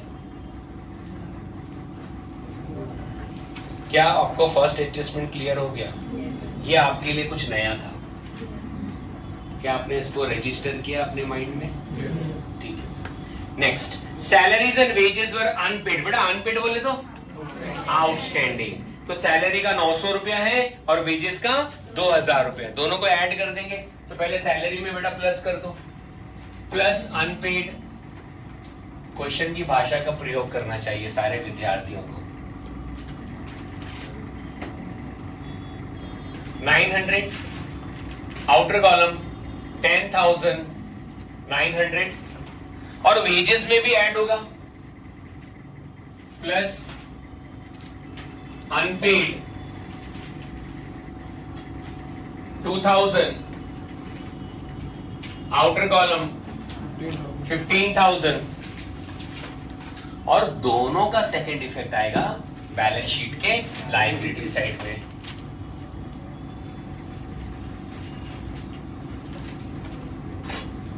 Unpaid salaries 900,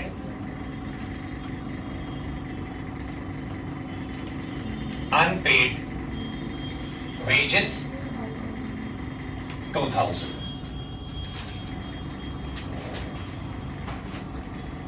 machinery is to be depreciated by 10%। बेटा चलो मशीनरी, प्लांट एंड मशीनरी का लेस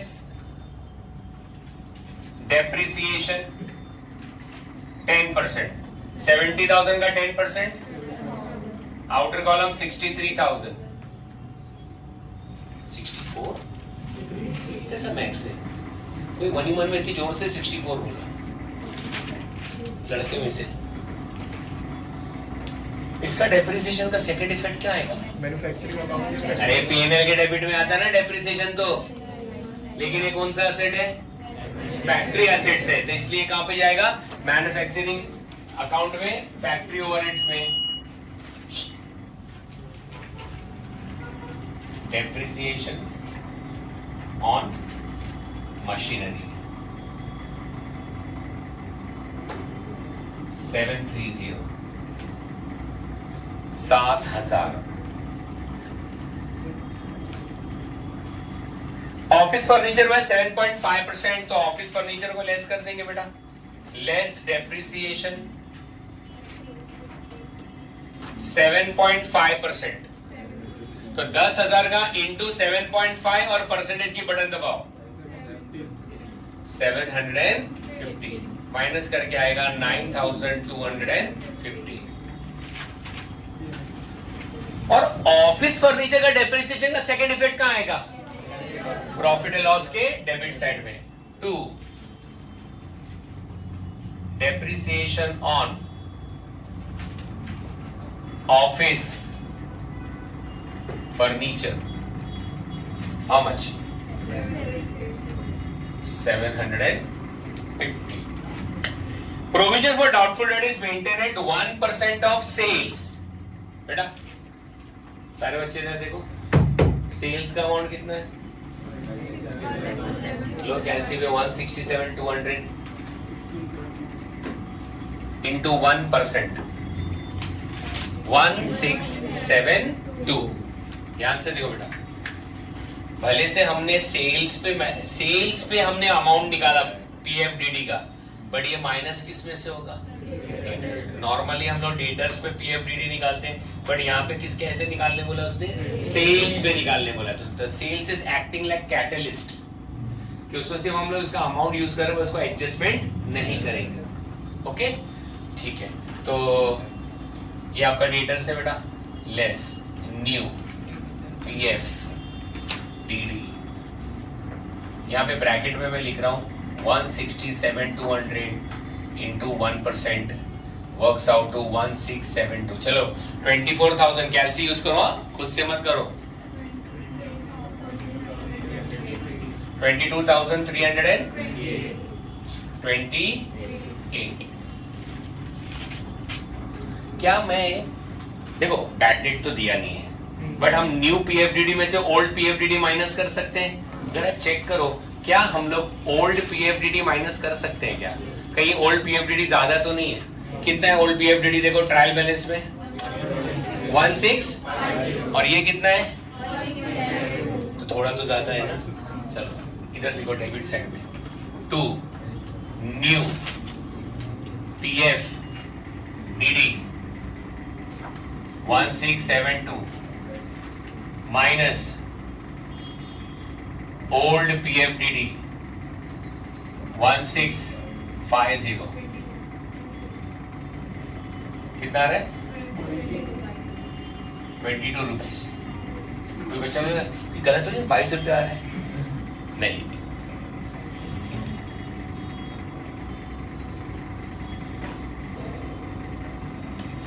ठीक है।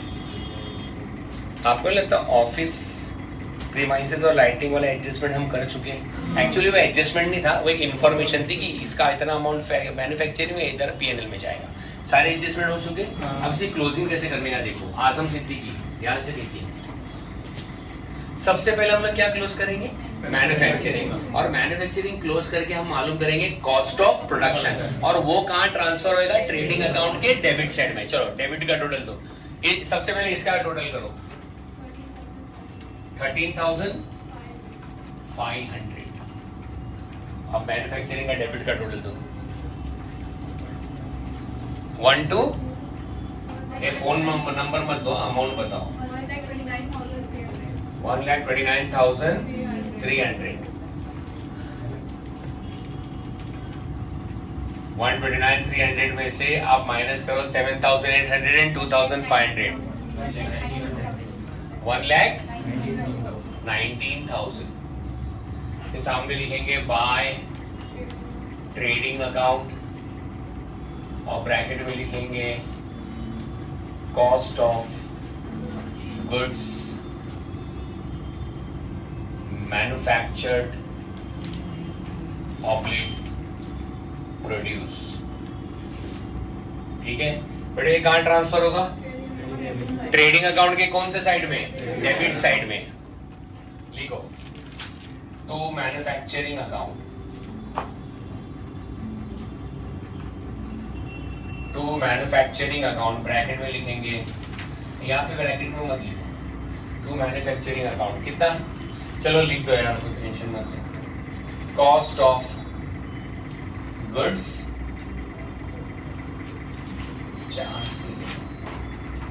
मैन्युफैक्चर्ड 1,19,000। क्या आप ग्रॉस प्रॉफिट निकाल सकते हो? निकालो भाई।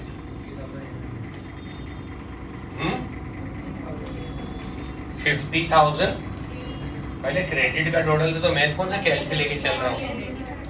1,85,300।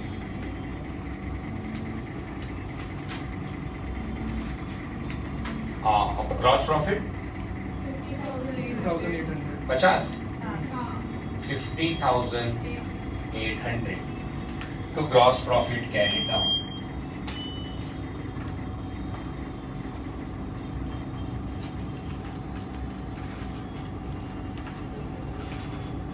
एंड यहाँ पे आएगा पीएनएल के क्रेडिट में। अब तो घर जैसी बात होगी ना ये तो। To gross profit brought down 50,800। Credit का ही टोटल ज्यादा है, कर दो टोटल 51,250 माइनस करो सर।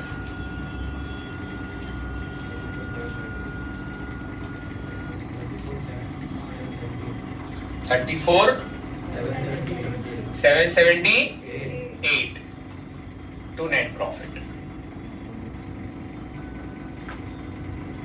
और ये नेट प्रॉफिट कहां पे ऐड होगा? कैपिटल में ऐड होगा। Add net profit 34,778 works out to 134,778।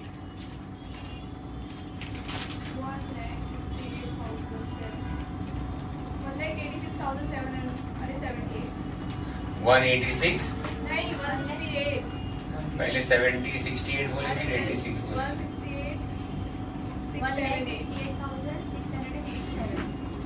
87 कैसे आएगा?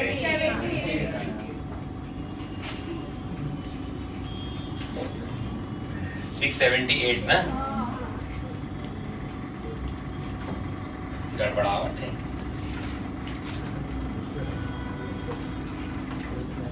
168,678.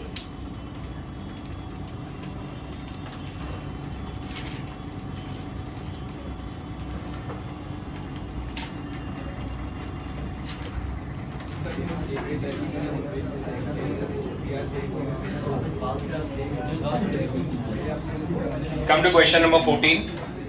बेटा इसका सोल्यूशन आपको यही बुक के अंदर करना है. Okay. From the following manufacturing account, creditors account and trading account provided by Miss Shivi related to 2021-22, there are certain figures missing from these accounts. कुछ मिसिंग है बेटा. रॉ मटेरियल के अंदर मिसिंग है. फिर क्रेडिटर्स का अकाउंट के अंदर क्या मिसिंग है, देखते हैं क्या मिसिंग रहेगा. और मैन्युफैक्चरिंग अकाउंट में क्या मिसिंग है, रॉ मटेरियल कंज्यूम. वो तो आप चलते चलते निकाल सकते हो. निकालो जरा. देखो क्रेडिट साइड में 1794 है. देखो तो क्रेडिट साइड में 1794 और डेबिट में दो तीन चीजें. माइनस करो तो बैलेंसिंग फिगर में तुमको रॉ मटेरियल कंज्यूम मिल जाएगा. बताओ मेरे को फटाफट क्या है वो.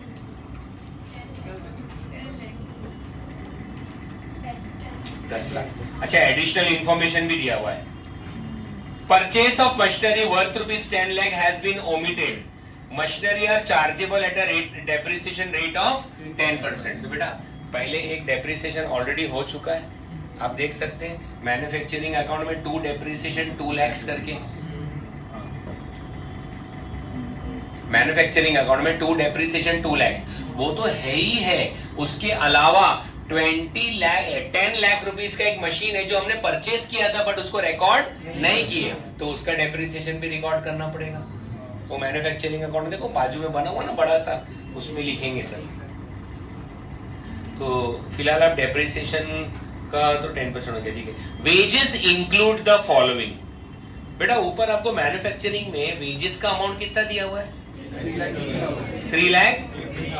अच्छा उसमें नीचे क्या बोला है, wages include paid to factory worker 3 lakhs, paid to labour at office 8,000. मुझे बताइए क्या मैन्युफैक्चरिंग अकाउंट के अंदर जो वेजेस आएगा उसमें 3.5 लाख रुपया लिखना सही रहेगा या 3 लाख रुपया लिखना सही रहेगा.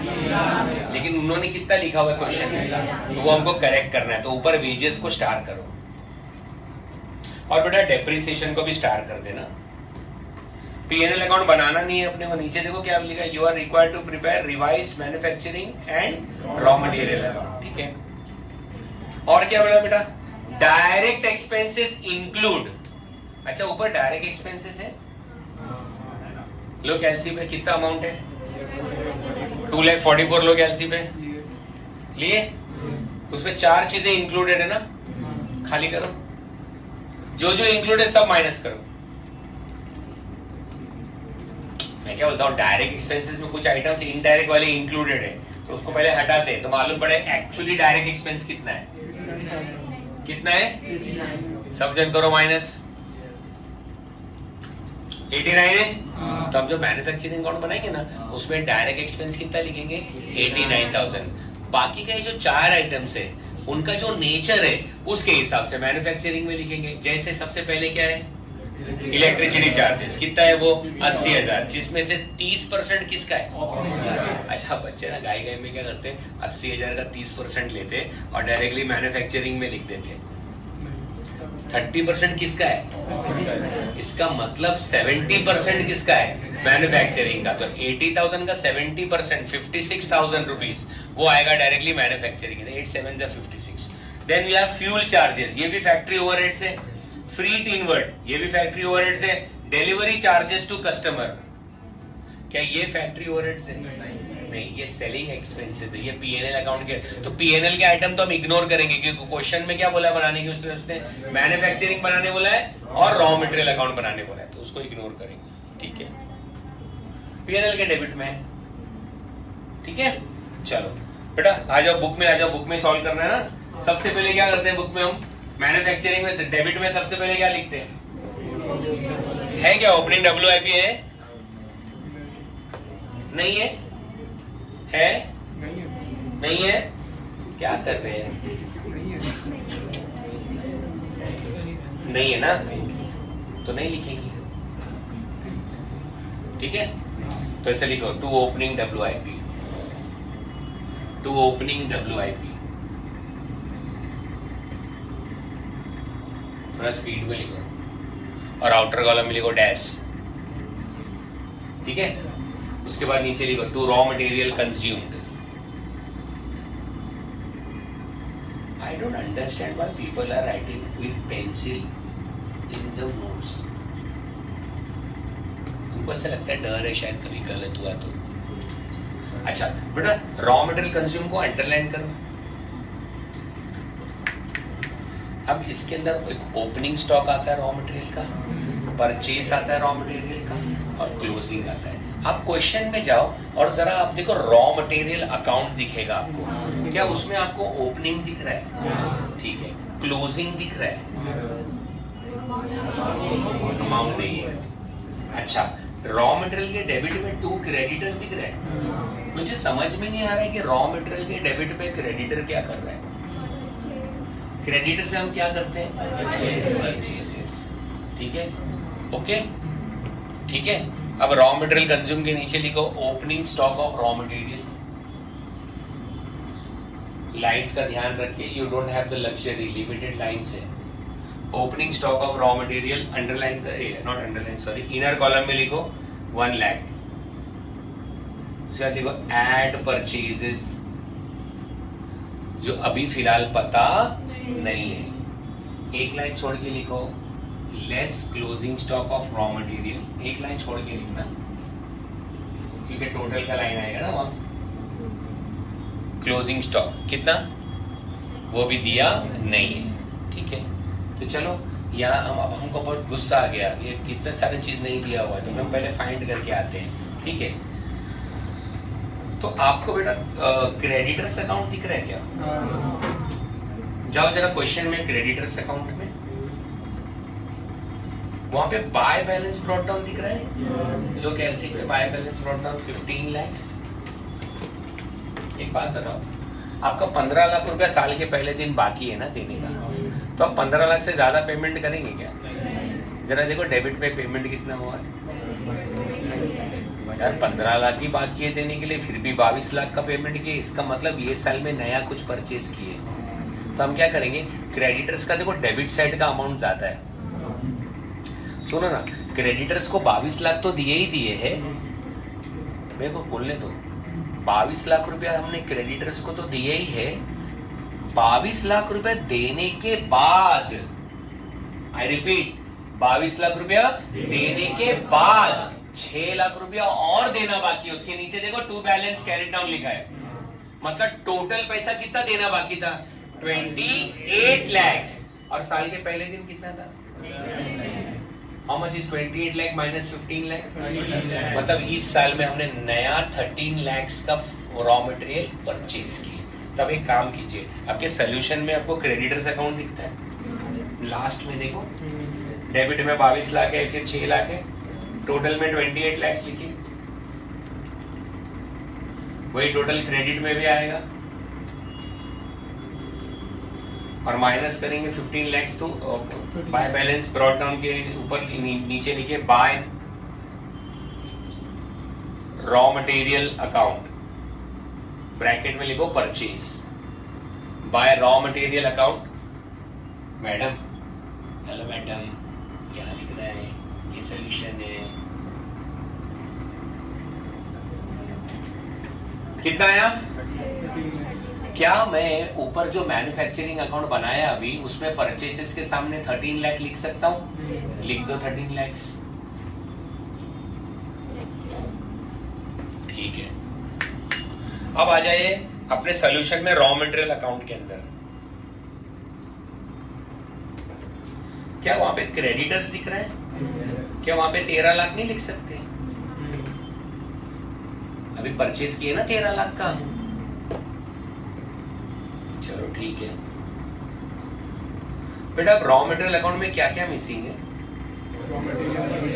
रॉ मटेरियल कंज्यूम मिसिंग है, और ये रॉ मटेरियल कंज्यूम तुमने कैलसी पे कैलकुलेट करके दिया था ना मेरे को, जब सम हम रीड कर रहे थे। जाओ क्वेश्चन में मैन्युफैक्चरिंग अकाउंट के अंदर मैन्युफैक्चरिंग अकाउंट में क्रेडिट साइड में ट्रेडिंग अकाउंट का 1794 दिया हुआ है, उसमें से वेजेस, डेप्री और डायरेक्ट माइनस किए तो अपने को बैलेंसिंग फिगर में मिला था ना। ठीक है, तो देखो अपने रॉ मटेरियल के क्रेडिट साइड में, रॉ मटेरियल अकाउंट के क्रेडिट में बाय रॉ मटेरियल कंज्यूम दिखा है, उसके नीचे ना ब्रैकेट में ऐसे लिखो, देखो 1794 माइनस 350 माइनस 2 lakhs माइनस 244, कितना आएगा बताओ? 10 lakhs। तो रॉ मटेरियल कंज्यूम के सामने लिखो 10 lakhs, लिखे?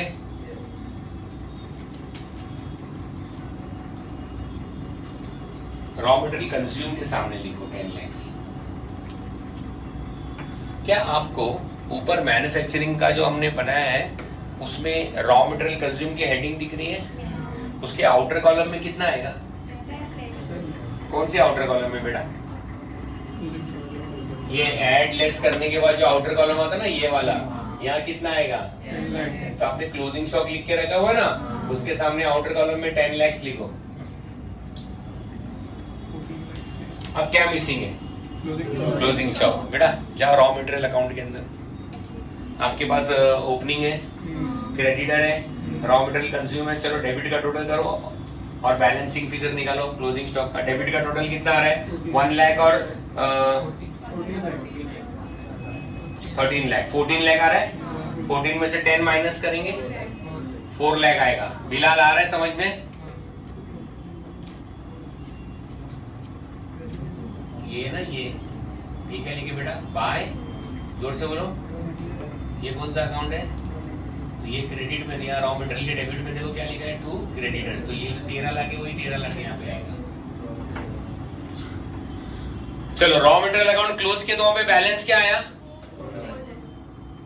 4 लाख आया। तो closing stock of raw material is 4 lakhs। जाओ ऊपर मैन्युफैक्चरिंग अकाउंट के अंदर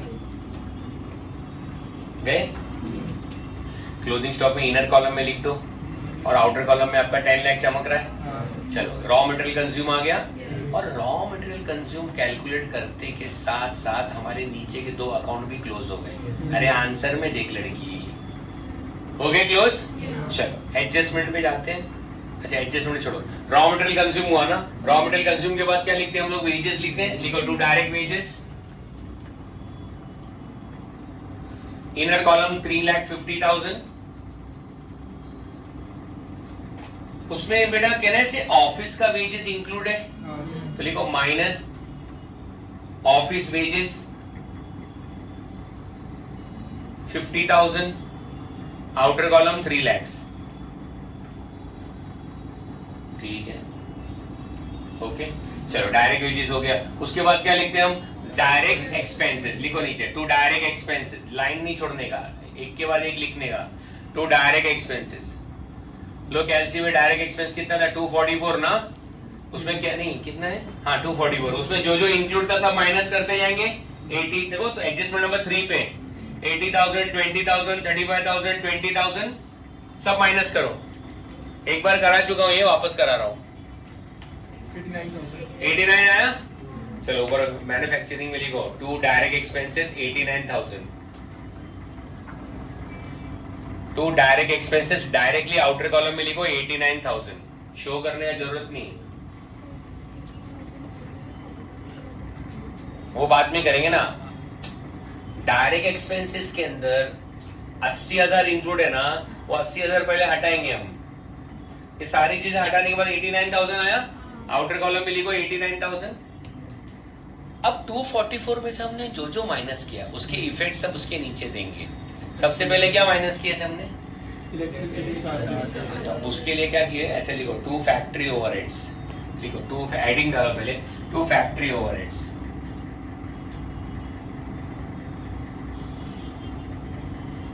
अंडरलाइन लिखिए इलेक्ट्रिसिटी चार्जेस। इलेक्ट्रिसिटी चार्जेस तो 80,000 का 30% क्या था, ऑफिस का था, तो 70% काय का होगा, फैक्ट्री का, तो 80,000 का 70% लो, लिखो इनर कॉलम में 56,000, ठीक है। उसके बाद फ्यूल चार्जेस लिखो 20,000 inner column, then you write freight inward 35,000। चलो डिलीवरी मत लिख देना, वो पीएनएल में जाएगा। अच्छा एक आइटम है अभी भी फैक्ट्री ओवरहेड्स का रह गया है, जरा ऊपर देखो, मैन्युफैक्चरिंग अकाउंट दिया ना क्वेश्चन के अंदर, उसमें डेप्रिसिएशन करके है, लिखो डेप्रिसिएशन, फ्रीट इनवर्ड के नीचे डेप्रिसिएशन लिखो, अमाउंट मत लिखना, खाली डेप्रिसिएशन लिखो, और डेप्रिसिएशन के नीचे वाली लाइन में ब्रैकेट डालो और वहां लिखो 1 लाख 2 लाख, वहां लिखो 2 लाख। कहने से ये पुराना वाला 2 लाख है। अभी एक मशीन था 10 लाख रुपए का जो हमने खरीदा था, लेकिन उसका डेप्रिसिएशन अभी तक रिकॉर्ड नहीं किया। कितने का, देखो 10 लाख लोग एलसी पे। अच्छा उसका डेट दिया है क्या परचेज का, तो फिर हम क्या करेंगे, फर्स्ट डेट का है तो पूरे साल का लेंगे, तो 10 लाख का 10% 1 लाख, तो ऊपर आपने ब्रैकेट डाल के रखे ना 2 लाख, उसके बाजू में लिखो प्लस 1 लाख, कितना हो जाएगा, इनर कॉलम 3 लाख। चलो फैक्ट्री ओवरहेड्स को टोटल करो,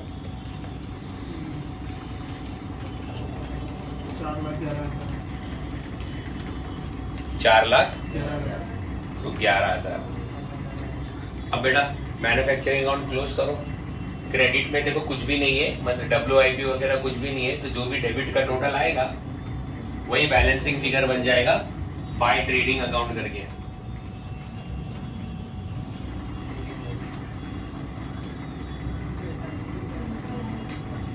how much it is, 18 lakhs।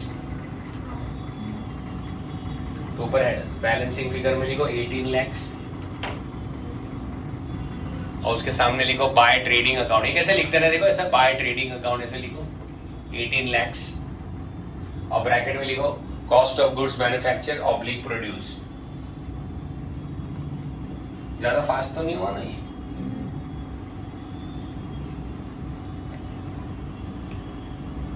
कौन से सम का जर्नल एंट्री रह गया था, 7 का।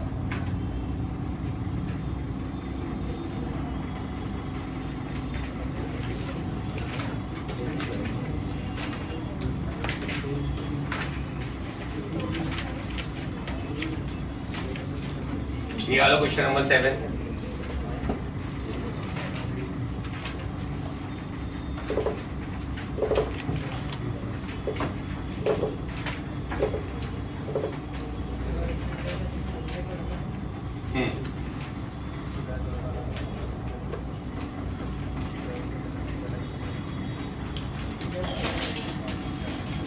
क्वेश्चन नंबर 7 में आपको देखो आपके नोट्स में ये ना एक जर्नल दिया हुआ है बनाकर, उसकी एंट्रीज बोलते जा रहा हूं, लिखते जाओ।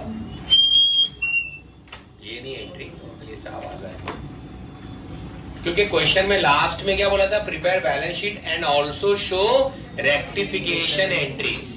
वो रेक्टिफिकेशन एंट्री रहेगी थी, जरा फर्स्ट एडजस्टमेंट देखना क्या लिखा हुआ है, परचेज इंक्लूड सेल्स रिटर्न 2575। उधर ही रुको, परचेज में इंक्लूड है ना, तो परचेज में से माइनस होगा बेटा, परचेज में से माइनस होगा मतलब क्रेडिट इफेक्ट है, तो परचेज अकाउंट क्रेडिट होगा, तो डेबिट क्या होगा, लिखो फिर sales return account debit 2575, sales return account debit 2575 to purchases account 2575। Mister Parker, am I visible?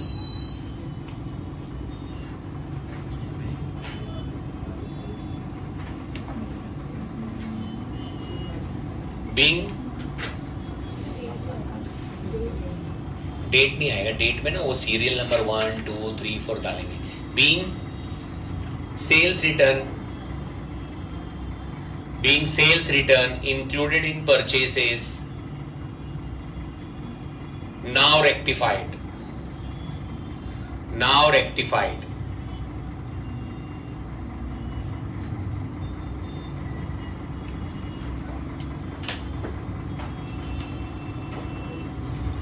उसी एडजस्टमेंट में आगे क्या लिखा है देखो, sales include purchase return of 1725। Sales include, sales हमेशा क्रेडिट होता है, ठीक है, तो सेल्स में से माइनस करेंगे तो सेल्स को क्या करना पड़ेगा, डेबिट। तो sales account debit to purchase return, sales account debit to purchase return account.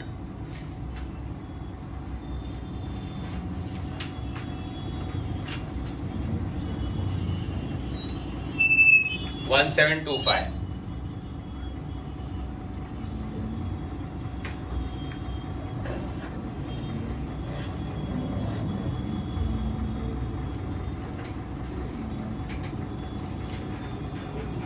उसके बाद सेकंड एडजस्टमेंट देखो, अच्छा नरेशन लिख रहे हैं इसका, बीइंग सेल्स रिटर्न नहीं, being purchase return included in sales, now rectified,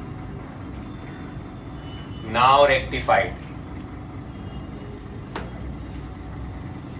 okay.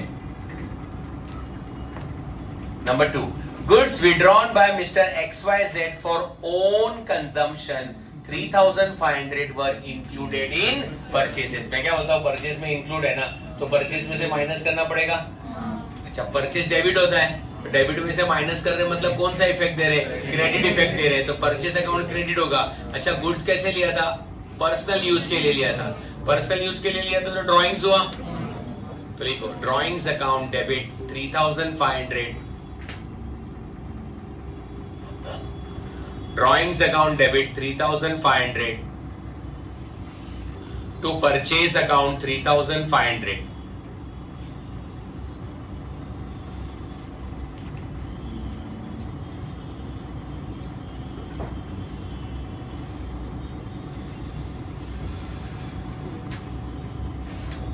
being drawings of goods, being drawings of goods included in purchases, included in purchases, now rectified।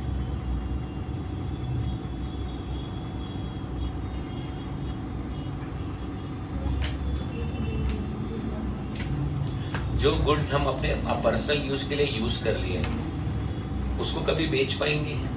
अच्छा, trading account में sales के सामने वही purchase होना चाहिए जो हमने बेचा था। अब ये परचेसेस के अंदर कुछ ऐसे भी आइटम है जो हमने अपने ओन यूज के लिए यूज कर लिए थे, तो वो परचेस में इंक्लूड नहीं होना चाहिए, बट वो ऑलरेडी इंक्लूडेड है परचेस में, तो परचेस में हम क्या करेंगे, उसको माइनस करेंगे, इसलिए परचेस को क्रेडिट कर दिया।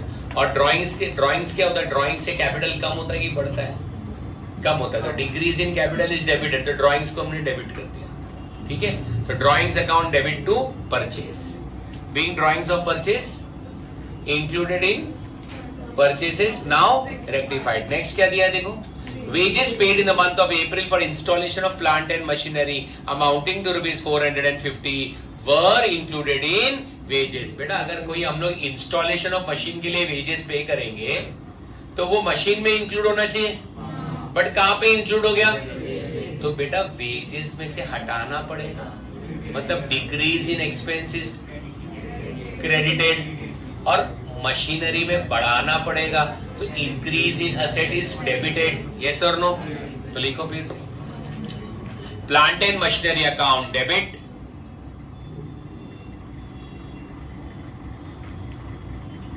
$450 to wages account, to wages account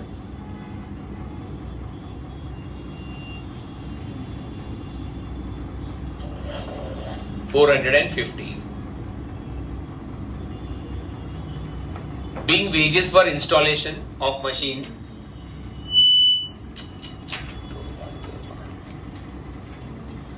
being wages for installation of machine included in wages, now rectified, included in wages, now rectified।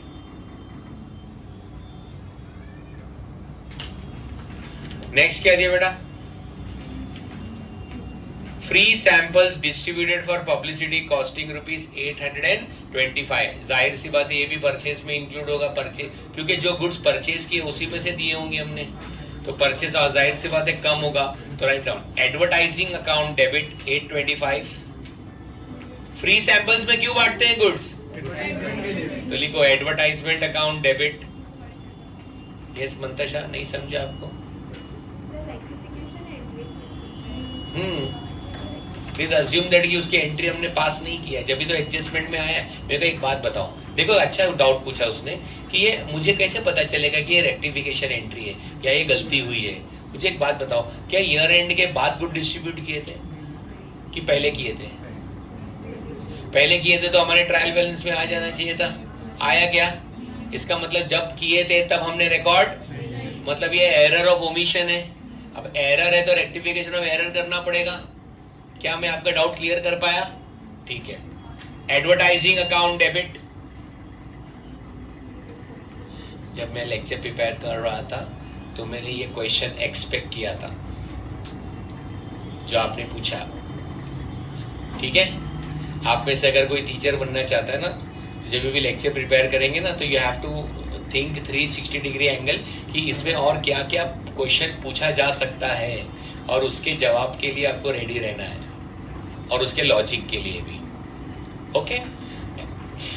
Advertisement account debit to purchases account. Teaching is not an easy job.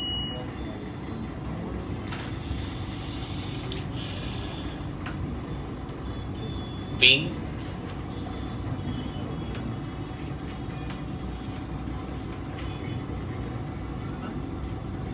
good distributed as free samples,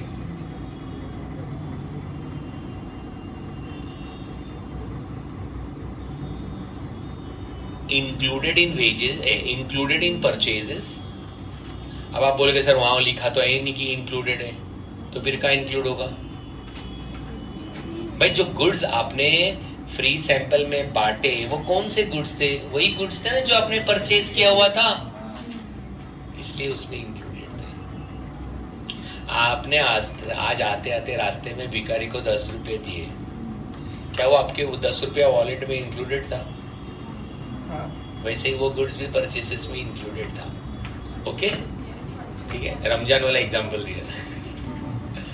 तो being good distributed as free sample included in wages purchases now rectified।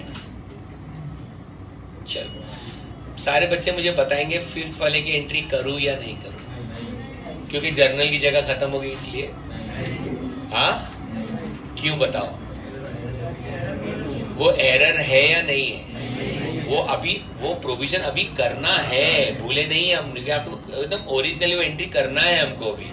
हाँ, उसने closing entry नहीं मांगा है, closing entry मांगता तो ये entry भी देते हम। उसने क्या मांगा है? Rectification entry. एग्जाम में चैरिटी की जरूरत नहीं है, एग्जाम में नो चैरिटी, जितना मांगा उतना ही देने का, उसने एक्स्ट्रा देने का नहीं, टाइम ऑलरेडी कम रहता है अपने पास। Is that clear? So I professor Ijaz Ansari on behalf of Professional Academy hereby declare official and successful completion of final accounts of sole proprietorship including manufacturing and non-manufacturing entity। इसके बाद भी आपको कोई भी डाउट रहेगा होमवर्क क्वेश्चंस में, ये वापस से सॉल्व करें, इसमें जब तक हम जिंदा हैं आप पूछ सकते हैं। Is that clear? Thank you very much.